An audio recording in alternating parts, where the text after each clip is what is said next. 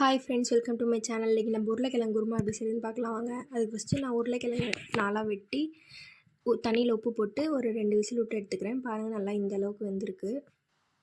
இப்போ pan heat பண்ணிவிட்டு oil 3 table spoon ஊற்றிக்கலாம்.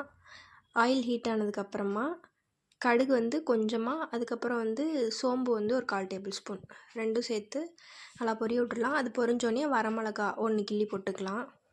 நம்ம கருவேப்பிலை ஒரு கொத்து போட்டுக்கலாம். பெருங்காயத்தூள் கொஞ்சம் போட்டுக்கலாம்.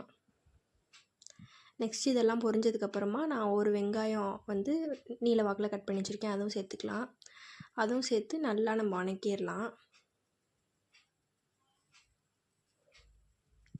நல்லா வணங்கினதுக்கப்புறம் நம்ம தக்காளி நான் பழுத்த தக்காளி 1 சேர்த்துருக்கேன், பெருசு. அதுவும் சேர்த்து நல்லா வணக்கிடலாம். நம்ம பாருங்கள், நல்லா இந்த அளவுக்கு எண்ணெய் பிரிஞ்சு வந்துடணும். இப்போ மஞ்சள்தூள் 1/4 டேபிள் ஸ்பூன் சேர்த்துக்கலாம். மிளகாத்தூள் 1/2 டேபிள் ஸ்பூன், மல்லித்தூளும் 1/2 டேபிள் ஸ்பூன் சேர்த்துக்கலாம். லைட்டாக தண்ணி ஊற்றிட்டு வணக்கி விட்டுறலாம், மசாலா அந்த ரா ஸ்மெல் போகிற வரைக்கும்.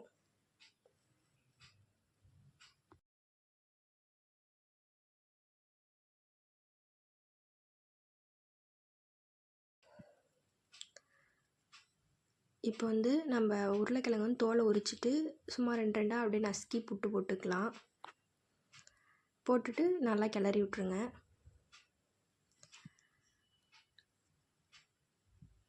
கிளறி விட்டுட்டு தண்ணி ஊற்றிக்கலாம். நம்ம குருமாவுக்கு தேவையான அளவு தண்ணி ஊற்றிடுங்க. ஃபஸ்ட்டு அந்த உருளைக்கிழங்கு கொஞ்சம் அந்த மசாலா இறங்குறதுக்கு மட்டும் கொஞ்சம் தண்ணி ஊற்றுங்க. அது நல்லா கொதித்ததுக்கப்புறமா கொதிக்கட்டும். இப்போ நம்ம இந்த கேப்பில் ஒரு மசாலா அரைக்கலாம் வாங்க. அதுக்கு தேங்காய் அரை மூடி எடுத்துக்கிட்டேன்,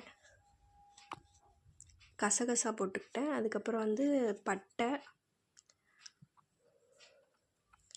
கல்பாசி 2 துண்டு, ஏலக்காய் 2, பொட்டுக்கடலை ஒரு 2 டேபிள் ஸ்பூன் போட்டுக்கோங்க. அதுக்கப்புறமா நம்ம காரத்துக்கு ஏற்ப சோம்பு 1 டேபிள் ஸ்பூன் சேர்த்துட்டு காரத்துக்கு ஏற்ப மிளகா சேர்த்துக்கோங்க. இப்போ இதெல்லாம் நல்லா பேஸ்ட் மாதிரி அரைச்சிடலாம். தண்ணி ஊற்றி பாருங்கள், இந்த அளவுக்கு அரைச்சிடலாம். இப்போ நம்ம இது கொதிச்சிருச்சு பாருங்கள் லைட்டாக. இப்போ நம்ம தேங்காய் பேஸ்ட் அரைச்சதை ஊற்றிக்கலாம். ஊற்றிட்டு குருமாக்கு தேவையான அளவு தண்ணி ஊற்றிட்டு உப்பும் போட்டுடலாம். கல் உப்பு போட்டுக்கோங்க.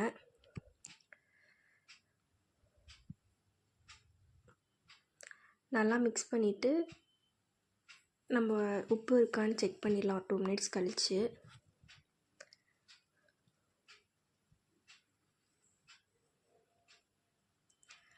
அவ்வளோதான். இப்போ நம்ம தட்டு போட்டு மூடி ஒரு 5 மினிட்ஸ் போல் கொதிக்க விட்டுலாம். நல்லா கொதிக்கணும்.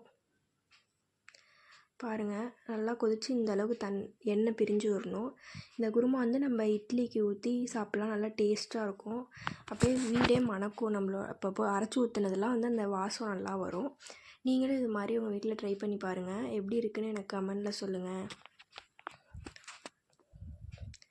தேங்க்யூ ஃபார் வாட்சிங். சப்ஸ்கிரைப் பண்ணுங்கள், லைக் பண்ணுங்கள், ஷேர் பண்ணுங்கள், கமெண்ட் பண்ணுங்கள். இது மாதிரி நிறையா வீடியோ பார்க்க நம்ம சேனலை ஃபாலோ பண்ணிக்கோங்க.